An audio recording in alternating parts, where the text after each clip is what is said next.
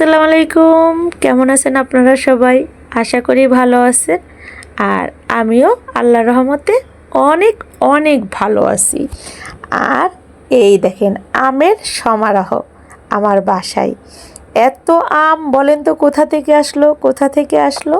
হ্যাঁ, এটা আমার দেবরের ভালোবাসা, বলতে পারেন এক পর্যায়ে দেবরের আম। দেবরের আম মানে দেবর আমাকে আম পাঠিয়েছে, তাই দেবরের আম। আপনারা আবার উল্টো পাল্টা কিছু মনে করেননি তো? যাই হোক, এই যে দেবরের ভালোবাসা চলে আসলো, তাই প্রত্যেকটা ধরে ধরে দেখতেছি দেবরের ভালোবাসা মাপ করতেছি, পরিমাপ করতেছি। আর এই যে অতিরিক্ত ভালোবাসা হয়ে গেলে যা হয় আর কি, খাটের নিচে ঢোকায় রাখতেছি, কারণ এগুলো এখনও কাঁচা আছে।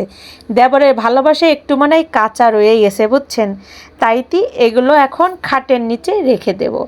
যখন পরিপূর্ণ পাকা হবে দেবরের ভালোবাসা, তখন এগুলো বের করব, বের করে খাবো।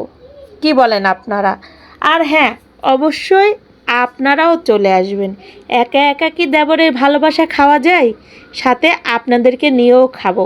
তো এই যে হরেক রকম আম, তো আমার তো ভালোই লাগতেছে। আর বেশি করে ওই যে আমগুলো, আপনার এই যে এই আমটা খুবই ভালো লাগে আমার কাছে দেখতে। যাই হোক, এখানে দুই রকমের আম আছে, তো আপনারা কমেন্ট করে জানাবেন যে এই দুই রকমের আমের নাম কি কি। আর হ্যাঁ, এই যে এগুলো একটু বেশিই পাকা।